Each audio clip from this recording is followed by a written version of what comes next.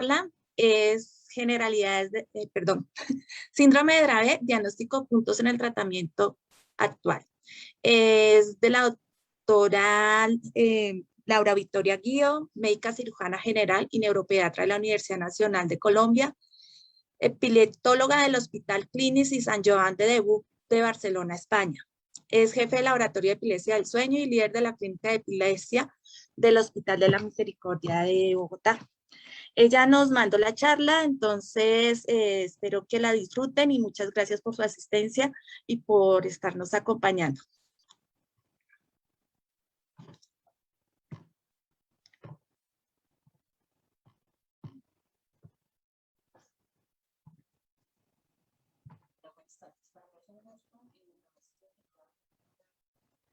Gina, no sé si le puedas subir un poquito.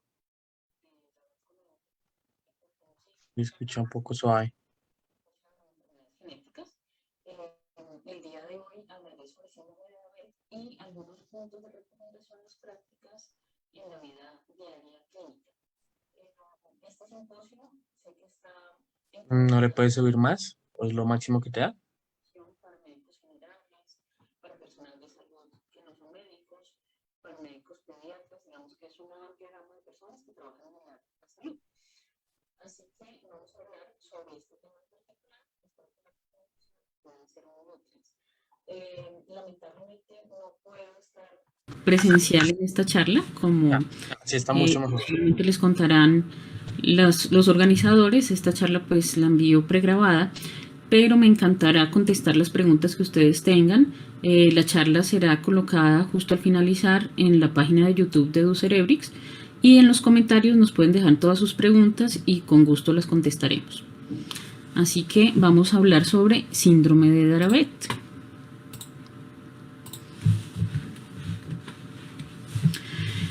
Y al hablar sobre síndrome de Dravet, vamos también al final a ver algunas recomendaciones, algunos puntos de recomendaciones prácticas en la vida clínica diaria, si tenemos algún paciente en el que sospechemos o hayamos diagnosticado este síndrome. Mi nombre es Laura Guío, yo soy neuropediatra epileptóloga y trabajo actualmente en la Clínica de Epilepsia y el Laboratorio de Epilepsia y Sueño del Hospital de la Misericordia.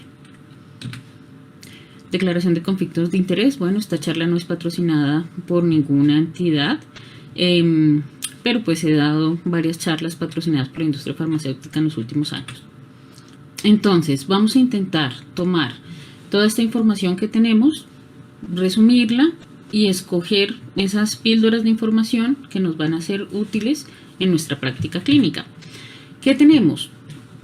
Pues en la clínica lo que siempre tenemos es al paciente y sus familiares que nos cuentan qué fue lo que les ocurrió y a quienes nosotros les preguntamos qué pasó, cuándo pasó, cómo fue. Y con esa información es con la que empezamos a pensar y a sospechar una posible patología, un posible síndrome, a pensar cómo los vamos a estudiar, qué podemos encontrar y qué vamos a hacer con ellos para tratar de ayudarles.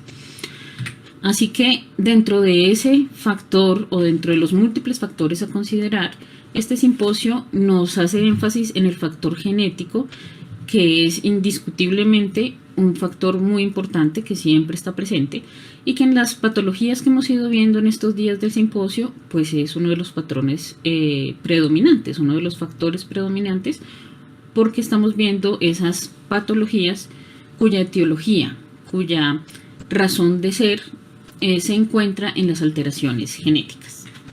El síndrome de Dravet, descrito por la doctora Charlotte Dravet en 1978, es una epilepsia mioclónica severa de la infancia. Ella básicamente empezó a identificar unos pacientes en que se presentaban múltiples crisis de epilepsia de diferentes tipos, algunas eran focales, otras eran generalizadas, y presentaban estatus facilitados por fiebre. Y en esos pacientes además empezaron a notar que había un grupito de pacientes en que la respuesta al tratamiento inicial del estatus no era el esperable. Eran pacientes a los que se les aplicaba con mucha frecuencia bloqueadores de canal de sodio, como la fenitoína, que es una medicación que tenemos dentro de los protocolos de urgencias para manejo de estatus en todas partes. Y entonces se les colocaba esta medicación y en vez de mejorar, empeoraban. o en forma inmediata porque empezaban a presentar mioclonías, o en forma un poco más tardía porque empezaban a notar otro tipo de alteraciones, empeoramiento de la epilepsia, empeoramiento de la encefalopatía. Y en el seguimiento de esos pacientes se vieron otras cosas interesantes, como que había un riesgo aumentado de que esos pacientes pudieran presentar una muerte súbita asociada a epilepsia, niños que eran normales, pero cuando empezaban a tener los estatus epilépticos y cuando empezaban a tener esta epilepsia de difícil manejo, empezaban a estancar o a retroceder en su neurodesarrollo y empezaban a desarrollar dificultades cognitivas. Y eran pacientes entonces que se iban deteriorando con el tiempo. Entonces, ¿qué es lo que hacemos? Y qué es lo que siempre debemos recordar hacer, o al menos intentar hacer.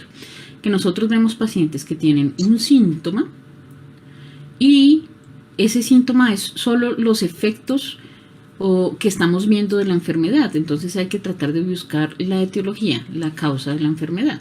Siempre hay que intentarlo. Y en este caso en particular, la causa de la enfermedad es una mutación genética del canal de sodio, SCN1A, en la mayoría de los casos. ¿Y por qué ocurre eso? Resulta que el canal de sodio es una estructura que facilita el paso del sodio del exterior al interior de la célula. Y eso implica que cuando el sodio entra a la célula, entonces se produce una carga positiva y una despolarización de esa célula, ya sea neuronal o muscular, pero pues en este caso principalmente de las células neuronales. Y al hacer eso pues va a facilitar la producción de potenciales de acción. Eso quiere decir que si se tiene una mutación en este canal, simplemente una persona que no tiene la mutación, una persona sana, tiene un equilibrio entre las corrientes inhibitorias y las corrientes eléctricas excitatorias y su funcionamiento es adecuado en todo sentido, a nivel de desarrollo, a nivel de aprendizaje, y no presenta epilepsia. Pero si la persona tiene una alteración en ese equilibrio entre la excitación neurológica y la inhibición, y se nos va más hacia un aumento de la excitación, pues va a presentar unas dificultades como la epilepsia. ¿Por qué? Porque la epilepsia pues es básicamente esa enfermedad cerebral crónica en la que tenemos consecuencias neurobiológicas y síntomas que se derivan de tener un fenómeno hipersincrónico cerebral. Es decir, la epilepsia en realidad es un problema eléctrico en donde esas fuentes de actividad eléctrica cerebrales, que son diversas, porque tenemos actividad sináptica, presináptica, graduada y no graduada, actividad espontánea, neuronas autorrítmicas, marcapasos ondulatorios, o sea, tenemos una sinfonía completa de diferentes fuentes de actividad eléctrica que deben estar en equilibrio para que funcionemos bien, para que nuestro cerebro funcione bien. Al no regularse adecuadamente, pues simplemente nos va a causar, entre varios síntomas, uno de ellos es la epilepsia. Pero no es el único. Si yo tengo un desequilibrio en mi funcionamiento cerebral, pues voy a tener otros síntomas. Entonces, eso depende de la severidad del desequilibrio. Y en el caso del síndrome de Dravet, muchas veces los otros síntomas que se encuentran asociados son las alteraciones comportamentales, los retrasos en el desarrollo o retardos mentales. Eso quiere decir que en este caso en particular, ese fenómeno de epileptogénesis, o sea, esa producción o ese desencadenamiento de la epilepsia, es un fenómeno que se da en forma secundaria a esa alteración genética. Y entonces, ¿qué hacemos con esos pacientes? Pues resulta que esos pacientes nos llegan en algún momento de la vida a la consulta, ya sea si los vemos al principio de una enfermedad o si los estamos viendo ya con un tiempo del desarrollo de la enfermedad. ¿Qué es lo que debemos hacer? Tratar de comprender lo mejor posible qué está pasando, si hay desencadenantes, si no hay desencadenantes, cuáles son los síntomas, ¿no es cierto? Ver el proceso que ha tenido esa persona desde que nació en cuanto a desarrollo, en cuanto a patologías asociadas, en todo sentido que tengamos, ver qué pasó en el parto, qué pasó durante el embarazo, durante la gestación, ¿no es cierto? Que si le fue bien fueron 9 meses, si no le fue tan bien de pronto fue menos tiempo. Ver los antecedentes familiares, el familiograma, y como posiblemente hayamos visto en muchas de las charlas de hoy, es importante saber si tenemos datos adicionales familiares sobre epilepsia o sobre otras enfermedades neurológicas o psiquiátricas. Y resulta que el síndrome de Dravet no es tan típico como otras patologías genéticas. Este síndrome tiene una incidencia de más o menos una persona de cada 20.000 a 40.000 niños. Eso es considerado una enfermedad rara por la definición estadística. La mayoría de las personas que tienen síndrome de Dravet tienen una mutación de novo, es decir, que no hay una herencia familiar. Solo el 10% de los síndromes de Dravet en general son personas que pueden heredar esta mutación genética, y en ese caso se hereda en forma autosómica dominante.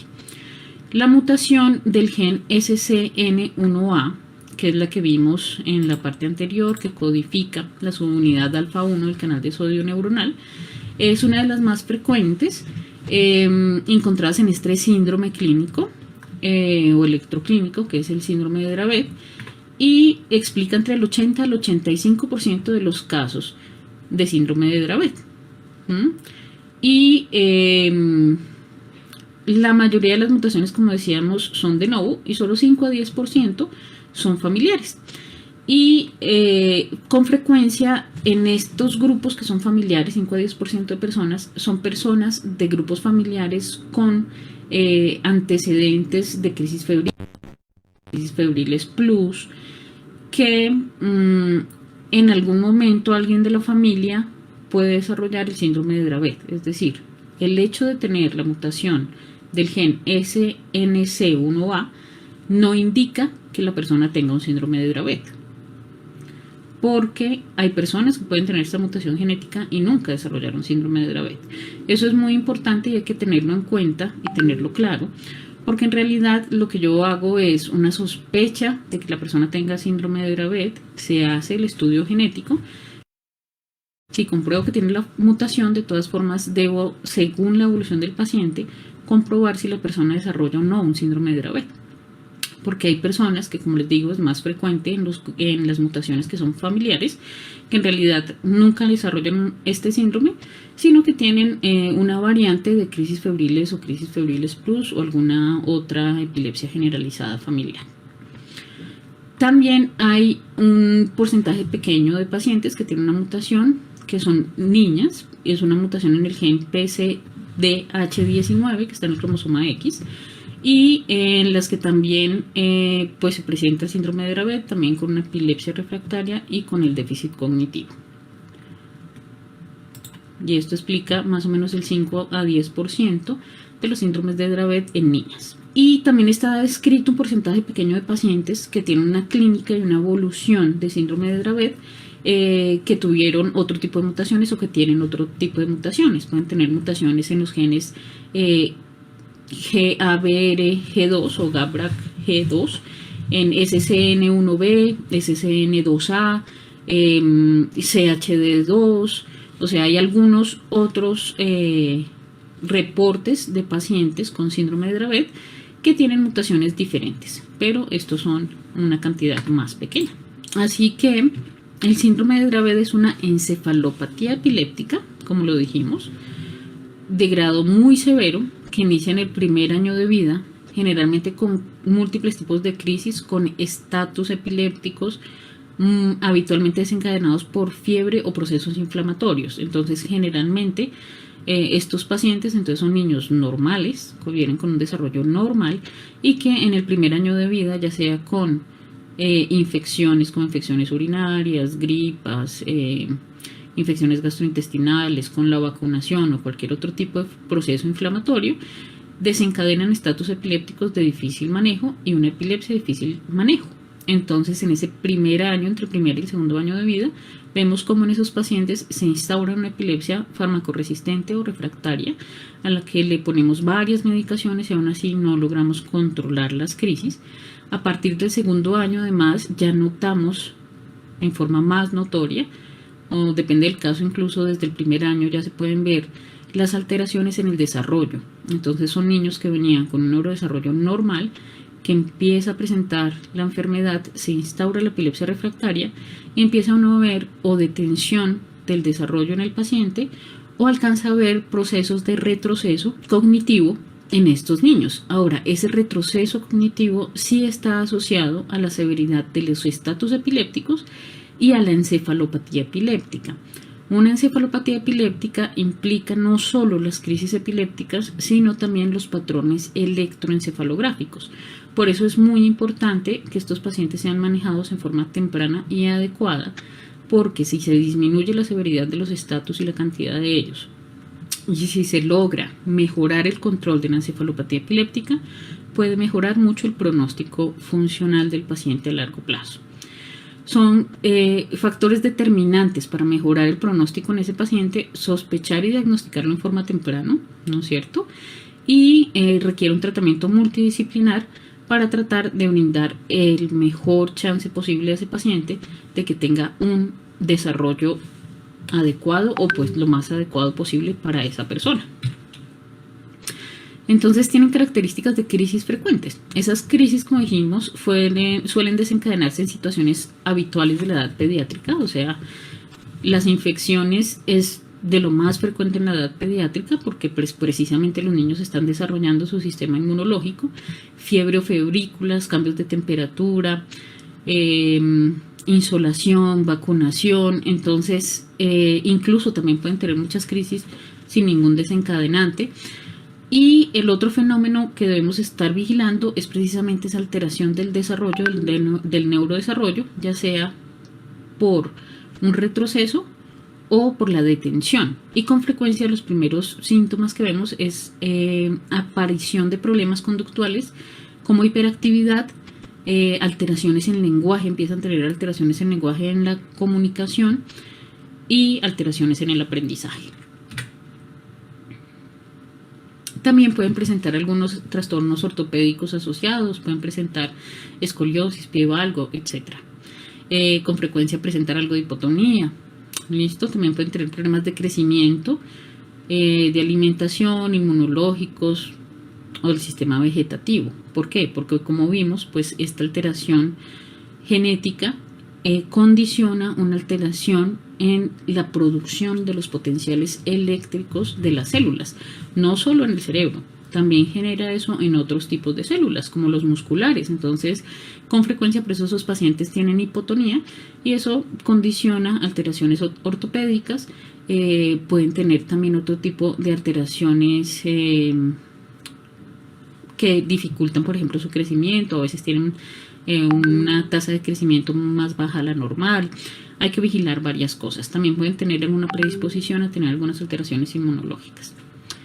Hay, por supuesto, peligro de empeoramiento de las crisis con ciertos fármacos, que es lo que decíamos al principio, que son utilizados frecuentemente en los tratamientos, que son utilizados habitualmente en los tratamientos y que están indicados para el tipo de epilepsias que estos pacientes presentan. Por eso es tan difícil.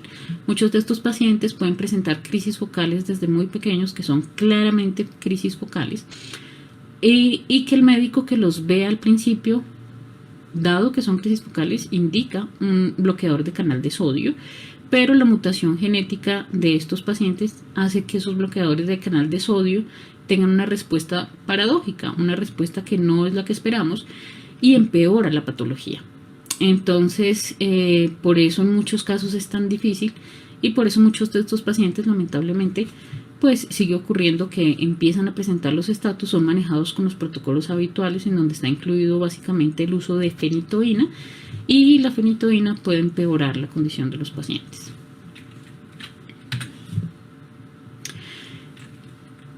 ¿Qué más tenemos? Tenemos una gran cantidad de tipos de crisis en estos pacientes. Entonces pueden hacer crisis generalizadas. Es muy frecuente que hagan crisis focales semiclónicas, incluso solo de la cara o de un hemicuerpo. Pueden ser alternantes, o sea, a veces pueden tener crisis focales del lado derecho y en otros momentos crisis focales del lado izquierdo. Crisis de ausencias infantiles típicas, de ausencias atípicas. Y es muy frecuente que tengan crisis reflejas a diferentes estímulos. Lo más frecuente son las crisis fotosensibles, pero también pueden tener algunas crisis facilitadas por sonidos o por algunos estímulos táctiles. Se facilitan con fiebres o incluso con cambios rápidos de temperatura. Entonces hay pacientes incluso que a los que se les puede desencadenar las crisis cuando los bañan, porque por ejemplo están en tierra caliente, están en un lugar muy muy caliente y lo bañan con agua fría y hay un cambio brusco de temperatura, y en algunos pacientes ese cambio brusco de temperatura facilita las crisis. Hay pacientes que pueden tener crisis reflejas durante el baño con el agua tibia o con el agua fría, o sea, esos cambios de temperatura pueden hacerlo. Durante los viajes es frecuente que puedan de pronto por el sol, sin necesidad de hacer una insolación franca o un choque de calor, pueden facilitarse crisis por esos cambios de temperatura. Eso varía mucho de paciente a paciente. Hay unos que son mucho más sensibles a estos cambios que otros, y hay unos que tienen muchas más crisis reflejas o facilitadas por cambios de temperatura que otros. También algunos pacientes pueden presentar otros síntomas como ataxia o alteraciones de movimientos asociados. ¿Cómo hace uno entonces un diagnóstico de un síndrome de Dravet?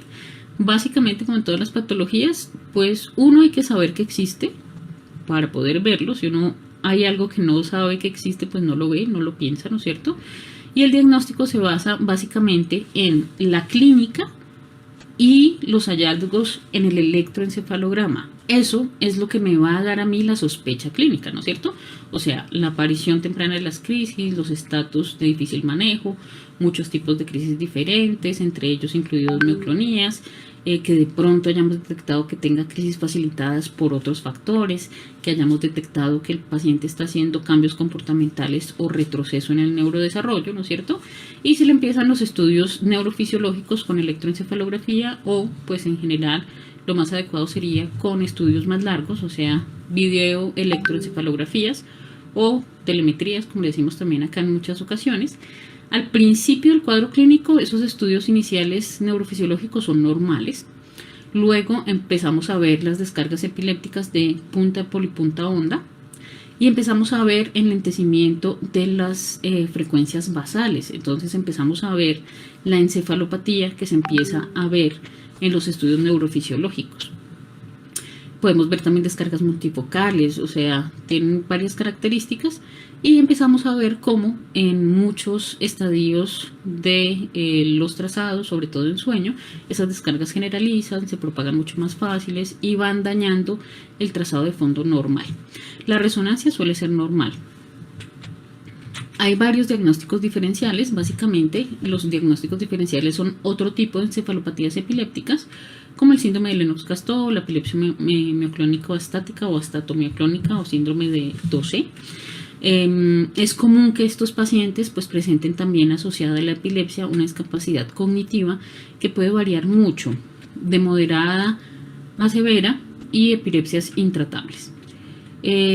Al lograr prevenir la aparición de estatus epilépticos frecuentes o evitar que esos estatus sean refractarios o disminuir su tiempo, se podría mejorar mucho el pronóstico cognitivo a largo plazo. Y si se logra controlar la encefalopatía epiléptica, eso es lo que hará que estos pacientes, a pesar de tener la enfermedad, tengan un menor deterioro cognitivo y sean mucho más funcionales en su vida adulta.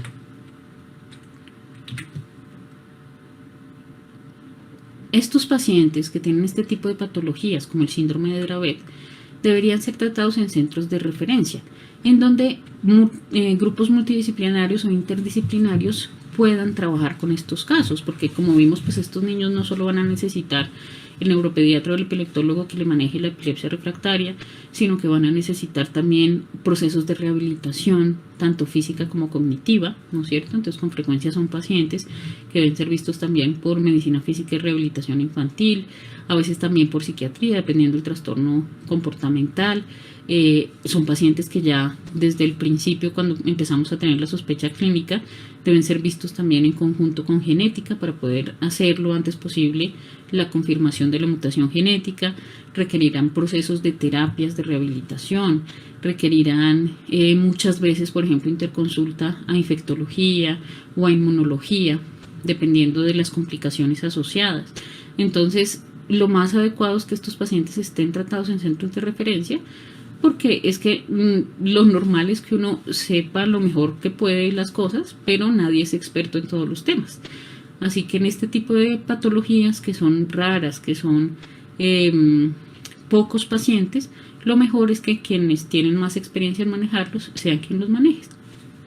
Y además es importante de todas formas que estos grupos también tengan un medio de comunicación, así sea por las historias clínicas o un proceso adecuado de indicaciones con el médico general o el pediatra o la persona que pueda estar más cerca del paciente para responder a las complicaciones inmediatas. Por ejemplo, si el paciente está siendo manejado en Bogotá, pero no viven en Bogotá, sino que viven en otra ciudad, entonces ese paciente necesita un médico de cabecera en la ciudad en la que vive, que esperaría uno, ojalá fuera un pediatra, o en algunos casos debe ser un médico general, y esa persona pues debe poder tener la información, y el especialista que está viendo al paciente de pronto en otra ciudad, que sabe más sobre el síndrome, debe facilitarle a ese colega que está poniéndole la cara al paciente a la enfermedad en las complicaciones, indicaciones, recomendaciones y ayudas para que pueda afrontar las situaciones. Entonces, claro, son muchas cosas. Y seguramente todos estos días de este simposio han sido muchísima información, y a veces uno siente que está como ese niño, como tratando de abarcar mucho con una boca muy chiquita, pero es normal, es lo que en general intentamos hacer los seres humanos. Y vamos a ver entonces unos puntos importantes a tener en cuenta y que pueden ser recomendaciones muy útiles para todos ustedes. 1. El tratamiento de la epilepsia para el síndrome de Dravet. Tenemos una gran cantidad de fármacos antiepilépticos y de tratamientos para la epilepsia y epilepsia refractaria, pero hay algunos que no se deben utilizar, ¿no es cierto? Entonces, ¿cuáles podemos utilizar en una persona con síndrome de Dravet confirmado o en quien lo sospechamos? Podemos utilizar fenobarbital, valproico, levetiracetam, topiramato y cannabis medicinal. Estos son los que tenemos disponibles en Colombia en forma relativamente fácil. También se pueden utilizar sonizamida, estiripentol o fenfluramina, pero estas 3 medicaciones no las tenemos disponibles en Colombia en el momento. En dado caso, incluso también podríamos utilizar etosuximida. ¿Qué otros tratamientos podemos utilizar? Dieta cetogénica, inmunomodulación con ya sea corticoides sistémicos, ACTH. ¿Qué no debemos utilizar? Porque empeora a los pacientes. Carbamazepina, oscarbazepina, fenitoína y fosfenitoína. Estos medicamentos de acá están contraindicados. Eso es importante que lo sepamos los médicos y también que lo sepan, por ejemplo, los pacientes y los familiares de los pacientes. Muchas veces a los pacientes vale la pena que uno en consulta les dé una notica, un certificado en donde diga: el paciente tiene síndrome de Dravet, tiene contraindicado no dar nunca carbamazepina, oscarbazepina, fenitoína y fosfenitoína. ¿Listo? El vigabatrin, la lacosamida y la lamotrigina también pues pueden facilitar aumento de las mioclonías, pero no suelen causar un deterioro como estos 4. Entonces están en amarillito porque en general no los utilizamos, pero en algunos casos en particular incluso están descritos su utilización con mejoría de algunos tipos de crisis específicas, en general no en los primeros años de vida sino más adelante. Entonces por eso están acá en amarillito. Se han utilizado en algunos casos, se trata de evitarlos en lo posible, pero los que están realmente contraindicados son los que tenemos acá en rojo. Tratar de no utilizar los que están en amarillos. Si se van a utilizar, eso dejémoslo mejor a consideración de o una junta médica o una persona experta en el manejo de este tipo de patologías. Sospecha temprana. Claro, entonces, ¿cuándo sospechamos que una persona tiene síndrome de Dravet? Repasemos esto rápidamente. Epilepsia de inicio en el primer año de vida, estatus epilépticos frecuentes, y si esas crisis se pueden desencadenar por diferentes cosas, como infecciones, fiebre, vacunación, inflamación, cambios de temperatura abruptos. ¿Listo? Y si el paciente presenta detención o retroceso en el neurodesarrollo. Y entonces, si sospechamos que lo tiene, ¿qué hago? Pues empezamos tratamiento antiepiléptico sin utilizar bloqueadores de canal de sodio. Es decir, podemos empezar el tratamiento de pronto con fenobarbital, ácido valproico o levetiracetam. Muchas veces terminamos empezando el tratamiento, como esta epilepsia aparece en el primer año de vida. Es muy frecuente que el tratamiento se haga con fenobarbital o con levetiracetam inicialmente, porque el ácido valproico, aunque es una muy buena medicación antiepiléptica, por debajo de los 2 años por la inmadurez hepática, a veces se recomienda no utilizarlo. Entonces, si el paciente tiene menos de 2 años y tiene una epilepsia de este tipo y se va a empezar un tratamiento por primera vez, es mejor iniciar con fenobarbital o levetiracetam. Si ya es un niño más grandecito, en general se puede utilizar ya valproico. Pero ustedes, como hemos visto, ya saben o recuerdan que son epilepsias refractarias, entonces muchas veces ponemos una de estas medicaciones y no logramos controlar las crisis. Entonces es frecuente que en estos pacientes en pocos meses tengamos un tratamiento con varias medicaciones, por lo menos unas 2 o 3.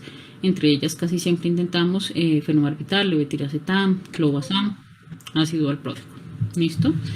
Iniciar el estudio genético lo antes posible y hacer un seguimiento clínico estrecho para tratar de ver la evolución clínica del paciente, la respuesta a las medicaciones y actuar lo más rápido posible en esos cambios de tratamiento, intentando evitar el deterioro agudo por los estatus e intentando controlar la encefalopatía epiléptica para mejorar el pronóstico cognitivo del paciente a largo plazo. ¿Qué pasa con las infecciones, la fiebre y la inflamación? Entonces, ya que se desencadena con esos fenómenos inflamatorios, hay que ser precavidos. Si el paciente ya presentó estatus con las primeras vacunas y fueron estatus refractarios, se puede detener en forma transitoria la vacunación y se debe analizar caso por caso el costo-beneficio de las vacunas en cada paciente. ¿Sí? Además, como estoy esperando la confirmación genética rápida, yo en general detengo la vacunación, hacemos el estudio genético, se confirma y si tiene la mutación del canal de sodio, entonces uno dice, bueno, sí vale la pena que analicemos con calma el costo-beneficio de las vacunas, ¿sí? Eso depende de cada caso. Hay casos en que con cualquier vacuna los pacientes hacen unos estatus terribles y llega un momento en que uno dice, es preferible que no lo vacunemos, pero son algunos casos. En cambio hay otros pacientes con síndrome de Dravet que solo en algunas vacunas hacen los estatus. Entonces eso debe evaluarse en forma individual, pero si uno tiene la sospecha y si el paciente hizo estatus de difícil control con las primeras vacunaciones, se puede detener en forma transitoria la vacunación hasta que tengamos más elementos para juzgar si es necesario o no continuar con las vacunaciones o cuáles vacunas se van a poner, ¿sí? Porque hay que poner las que sean necesarias, las indispensables. Lamentablemente, el colocar vacunas acelulares no disminuye en general la incidencia de los estatus o de las crisis facilitadas por la vacunación. Eso se intentó hace mucho tiempo y por muchos años se les colocaron a estos pacientes pues vacunas acelulares, pero en realidad no se vio una disminución significativa en la cantidad de crisis que presentaban. Enseñar a los papás y a manejar y tratar la fiebre. Eso quiere decir enseñarles cómo utilizar el acetaminofén a dosis adecuadas, con horarios, qué medios físicos se pueden utilizar, la utilización de ibuprofeno en forma adecuada, o sea, el ibuprofeno como un refuerzo del acetaminofén si no logramos controlar la fiebre, pero enseñarles también que el ibuprofeno no es como el acetaminofén, que se lo pueden dar muchas veces al día por varios días sin causar problemas. Eso es importante porque sí es cierto que el ibuprofeno, el Advil Children's, uno, pues es muy popular, y dos, el ibuprofeno es efectivo para controlar muchas veces la fiebre, pero tampoco podemos permitir que entonces le estén dando ibuprofeno en forma constante porque podríamos tener una alteración renal secundaria a la medicación, ¿no? Entonces es muy importante gastarse el tiempo de enseñarle a los familiares cómo tratar la fiebre. Intentar evitar en lo posible infecciones intercurrentes, pues tanto como es posible, las infecciones hacen parte de la vida, ¿no es cierto? En el periodo en que el paciente está muy descompensado, evitar en lo posible pues guarderías y jardines infantiles. Si alguien en la casa está enfermo, que no se le acerque al niño. O sea, tratar de generar esa conciencia en la familia y en las personas que están alrededor para evitar las infecciones en lo posible, ¿no es cierto? Evitar la insolación, tener mucho cuidado cuando se viaja con estos niños y según el caso, pues considerar el uso de antiepilépticos en forma transitoria durante las infecciones. A veces utilizamos, por ejemplo, dosis durante 2 o 3 días de clobazam o clonazepam. ¿Cuál es el objetivo de los manejos de los estados epilépticos o estatus? Pues hay que intentar que tengan la menor cantidad posible, ¿no es cierto? ¿Cómo? Con las medidas que ya hemos visto. Enseñar a los papás el manejo rápido del estatus. Eso quiere decir que debemos enseñarles a los papás la utilización de una benzodiazepina en la casa para manejar los estatus epilépticos apenas empiezan, para abortar los estatus epilépticos. ¿Qué utilizamos en general? El clonazepam gotas. ¿Por qué?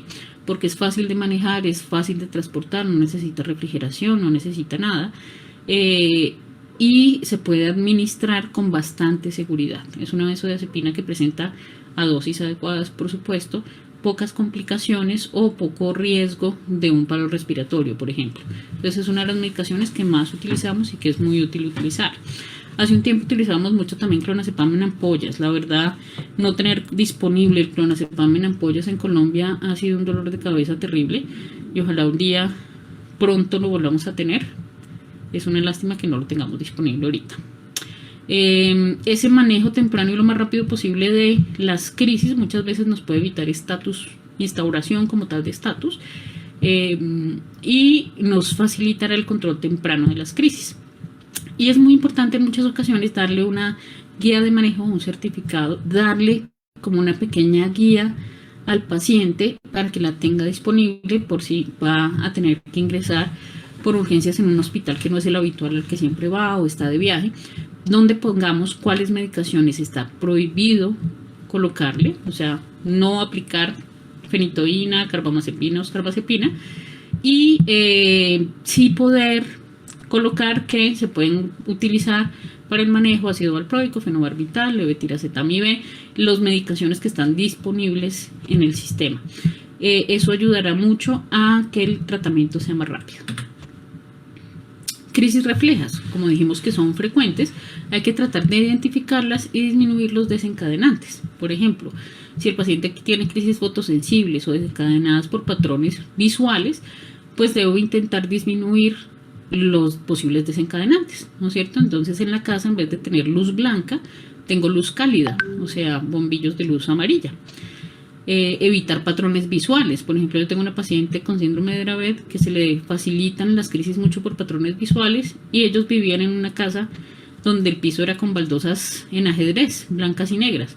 Y ellos finalmente cambiaron de casa. Ellos decidieron mudarse de casa porque ese patrón facilitaba mucho las crisis en la niña. Entonces son cosas en el ambiente que hay que identificar para poder modificarlas y disminuir la cantidad de crisis. Disminuir el uso o evitar el uso de pantallas, porque pues en las pantallas podrán estar expuestos a patrones visuales que faciliten las crisis. Alimentación. Aclararle a los familiares que la nutrición debe ser adecuada y de buena calidad. Evitar dietas inadecuadas que estén de moda o que puedan generar alteraciones nutricionales en los pacientes, como las dietas vegetarianas, veganas o dietas libres de gluten en pacientes que no lo necesitan. Explicar que sí es una buena práctica y es recomendable que los niños con Dravet no consuman azúcares añadidos, porque eso nos va a ayudar y facilita el manejo del paciente por dos razones. Los azúcares añadidos sí nos pueden facilitar en estos pacientes las crisis porque una dieta cetogénica o una dieta hipoglúcida puede ser parte del manejo de la epilepsia del paciente. Entonces el hecho de que ya el paciente desde pequeño se acostumbre a consumir alimentos sin azúcares añadidos nos facilitará mucho el manejo de ese paciente por el resto de su vida en cuanto a los cambios nutricionales y en general mantener una buena nutrición. Bueno, estas son las recomendaciones que traía para ustedes. Espero que haya sido muy útil la charla, espero haber sido lo más clara posible, aunque yo sé que estos temas son bastante interesantes y tienen pues mucho de dónde es generar preguntas, muchos temas que quisiéramos hablar. Entonces, de nuevo, muchas gracias por la invitación a este simposio. Fue un gusto dar esta charla y en el canal de YouTube de Ducerebrix publicaremos la charla. Por favor, en sus comentarios colóquenos todas las preguntas que tengan y con gusto las estaremos contestando en los próximos días.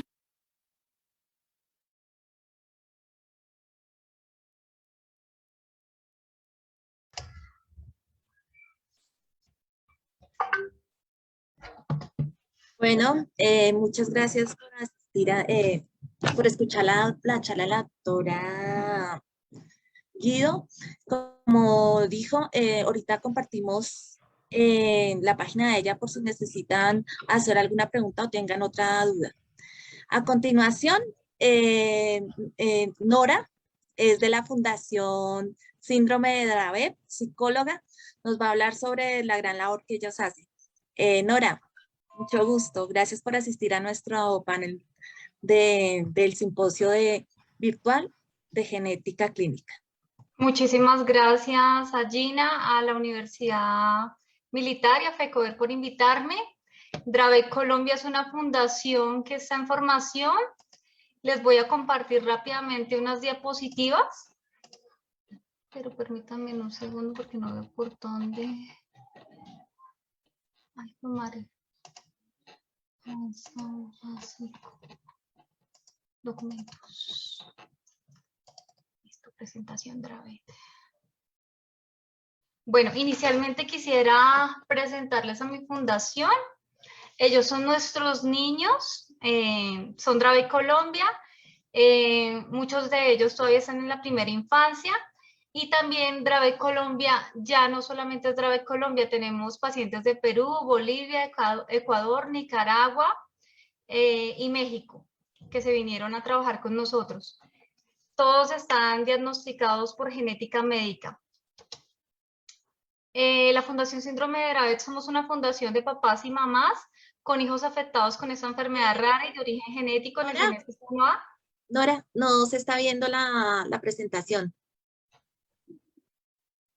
Y aquí, pues aquí me aparece, Gina. No, Nora, es que estás compartiendo tu pantalla, pero donde estabas, donde está la presentación, más no la presentación. Entonces vuelve y sale y vuelves y te presentas. Y revisas dónde está la presentación. O sea, me salgo del... Sí, salga de nuevo. Listo, espérame un segundo, entonces salir. ¿Dónde salió ese? Listo. Ay, se salió total. Se salió total. Ya le voy a decir que entre. Sí, igual puede presentar. Bueno, mientras se conecta la doctora, espero que estén aprovechando las charlas, que están aprendiendo un montón con el síndrome de Dravet. Son muy difíciles el control de estas condiciones, demasiado difíciles. Entonces, hay varios medicamentos, hasta el cannabidiol, que lo que pues dijeron en el video, que se está usando y a algunos les va muy bien. Puedes activar el audio de nuevo.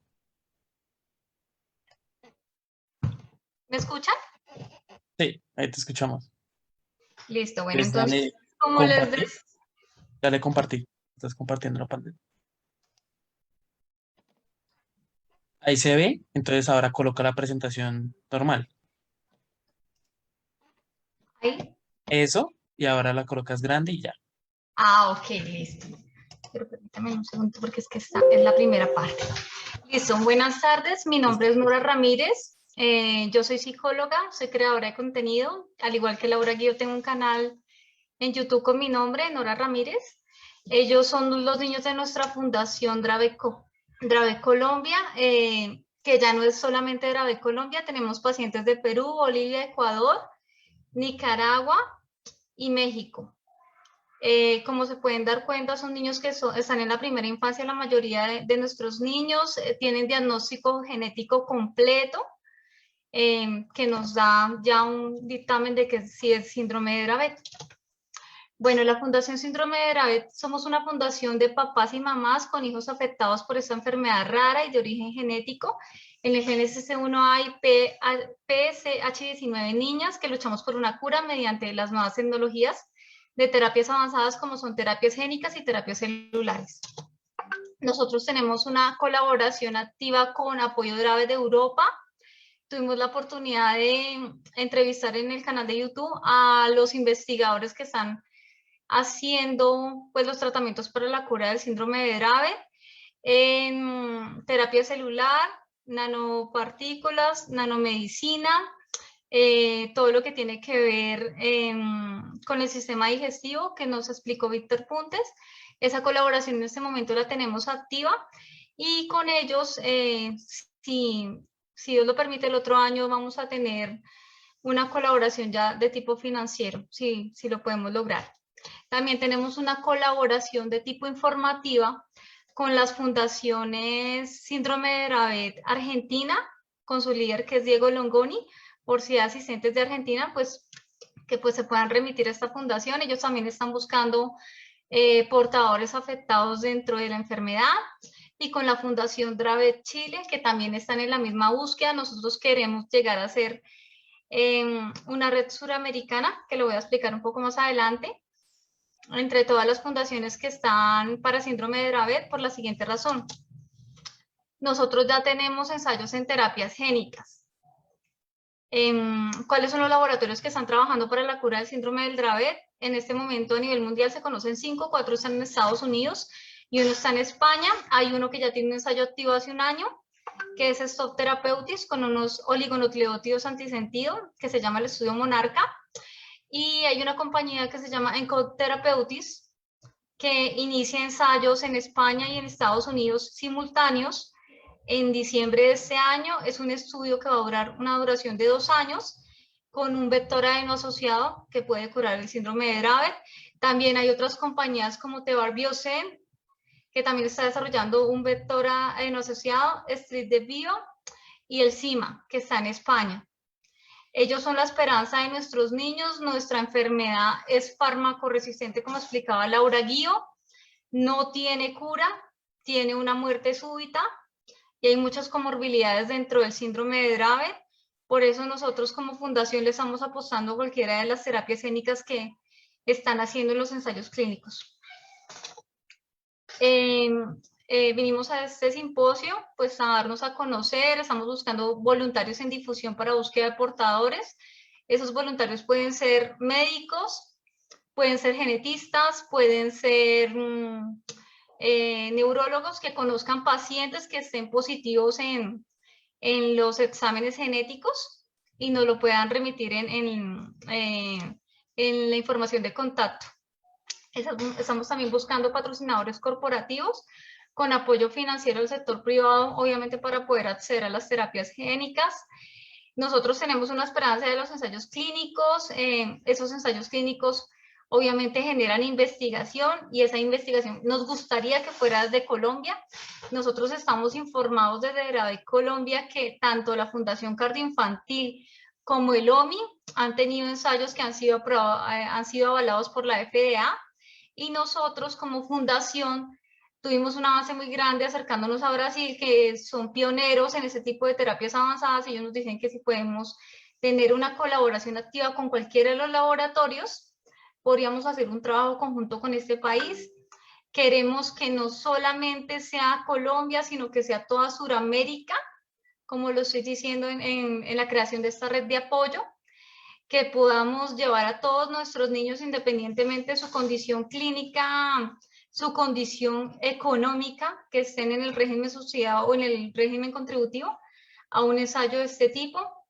Dravet Colombia sabe el costo tan alto de las terapias génicas, por eso los papás estamos dispuestos a apoyar financieramente este tipo de ensayos y a buscar todos los patrocinadores que necesitamos, porque es nuestra esperanza de vida. Y es por lo cual yo me he preparado estos últimos 6 años de mi vida, desde que Luciana está enferma por síndrome de Dravet. Yo lucho por ella y lucho por todos nuestros niños portadores de la enfermedad. Yo les comparto unos contactos. En las redes sociales nos pueden encontrar como Dravet Colombia, en Twitter, Instagram y Facebook, donde nos pueden remitir pacientes, o si quieren conocer más información acerca de la fundación, nuestra página web, que es dravetcolombia.com, donde pueden encontrar todas las entrevistas con investigadores internacionales acerca de la enfermedad, lo que ha podido gestionar, que he podido gestionar como fundadora con colaboración de todos los padres que hacen parte de Dravet Colombia. Está mi número de contacto y les recuerdo, mi nombre es Nora Ramírez.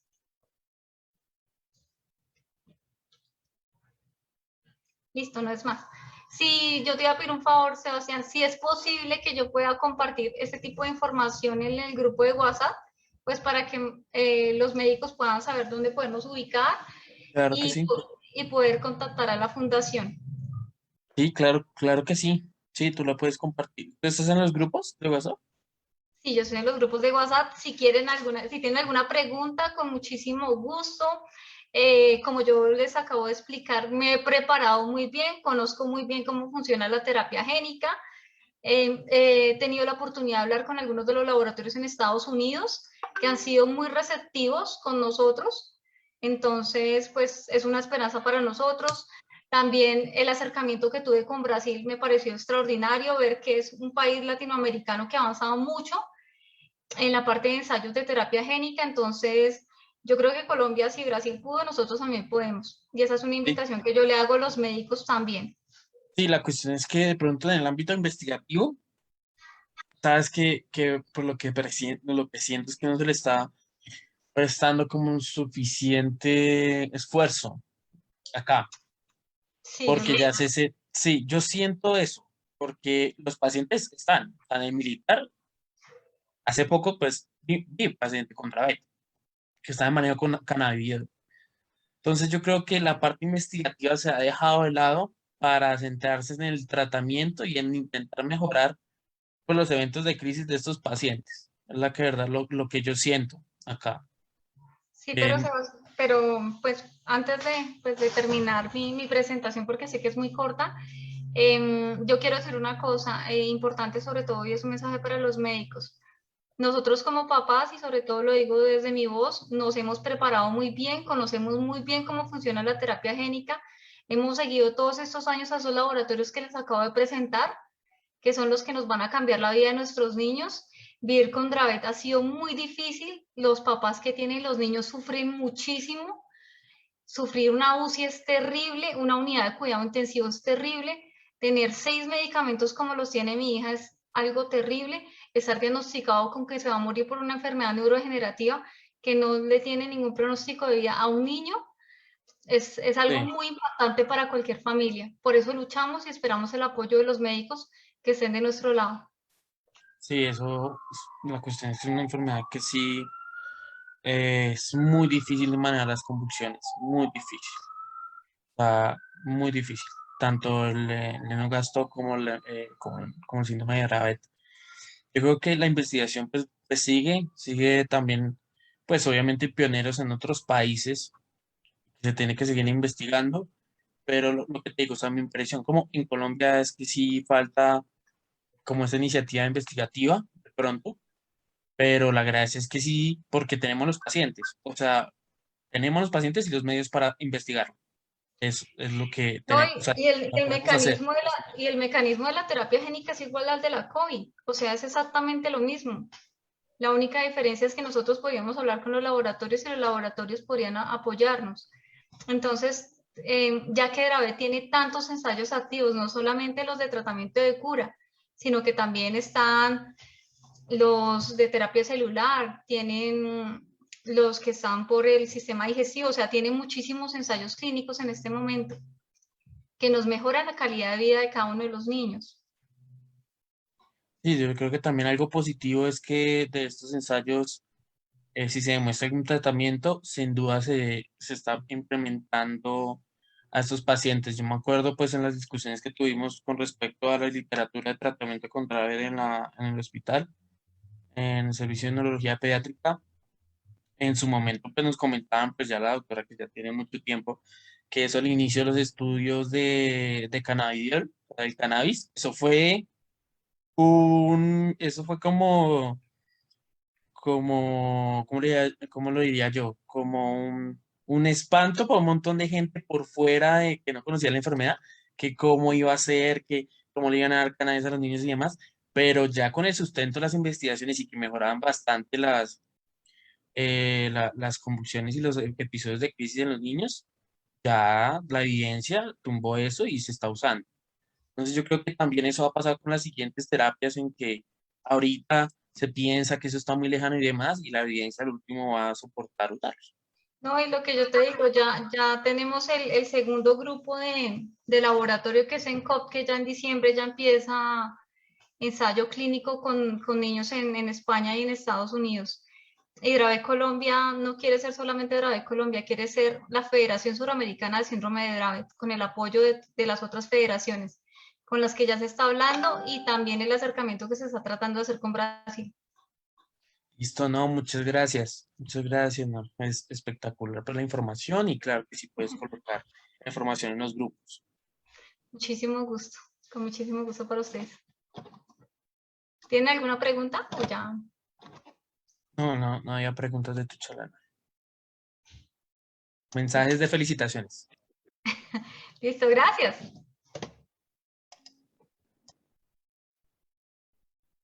Gina, tienes el micrófono apagado. Bueno, ya son los nervios, el cansancio, mejor dicho. Ya no hallo ni cuál es el micrófono. Bueno, agradecemos mucho la asistencia de ustedes. Gracias por apoyar este simposio. Los esperamos mañana, 7 de la mañana. Quedamos atentos a sus comentarios. Si tienen alguna duda, nos pueden escribir. Muchas gracias por su asistencia. Ya estoy enviando el link de asistencia a los grupos y ya lo envié al chat del Zoom. De nuevo, muchas gracias por la participación. Hemos tenido una recibida increíble por parte de ustedes. Han estado muy pendientes de todas las charlas. Yo sé que a veces pueden ser largas y no a estas horas, pero han estado muy pendientes y han participado activamente del simposio, lo cual pues a Gina y a mí nos parece fabuloso. De nuevo, pues reiterar el agradecimiento a la Asociación Colombiana de Pacientes de Errores Innatos, a Gina, que sin el apoyo de ella no se puede hacer el simposio, al igual que a nuestros patrocinadores de PTC Therapeutics, Beceles Pharma, Biomarin, Colcan, Gensel Pharma, que pues sin ellos no se había podido tampoco desarrollar ese simposio, y pues a todas las asociaciones que nos han ido acompañando en estos 2 días. El día de mañana, pues también les recordaremos por un correo hoy en la noche, pues el link, la programación, el cronograma, y estaremos pues, informando por los grupos de WhatsApp para iniciar mañana pues nuestro tercer y último día de este grandioso simposio. Por donde comparten el link de asistencia, lo voy a volver a enviar y por los grupos de WhatsApp. Ahí está el link de nuevo enviado y por los grupos espera un momento, ahí ya lo envié de nuevo. Los grupos de WhatsApp, ya voy a enviar, digamos a los que no estén en el grupo de WhatsApp, voy a enviar el link del grupo, el grupo que esté más vacío porque uno que ya está un poco lleno, les voy a enviar el grupo que esté más vacío para que después no les digan o que salga el aviso de que ya está lleno. También voy a mandar antes de que salgan por el chat. Entonces voy a enviar el grupo de WhatsApp y ese grupo de WhatsApp hay menos personas, entonces se pueden vincular al grupo de WhatsApp y estaremos colocando pues las charlas, avisando cuando empecemos el día de mañana. Las charlas en Facebook están disponibles siempre. Ahí se van a quedar las charlas en nuestra página de Facebook.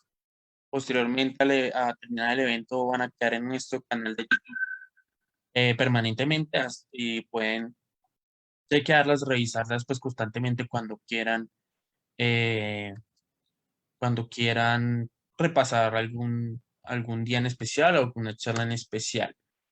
El link de asistencia ya lo he enviado varias veces en el Zoom y los grupos de chat.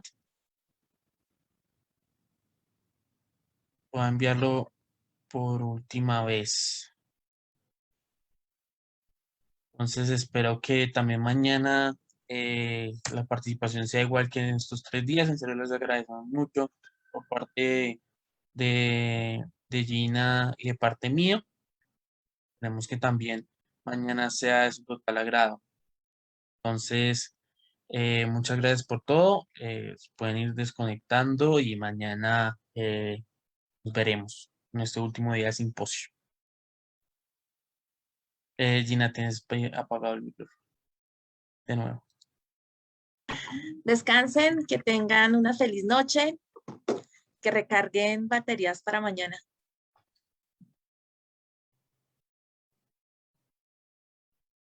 Hasta luego, que estén bien.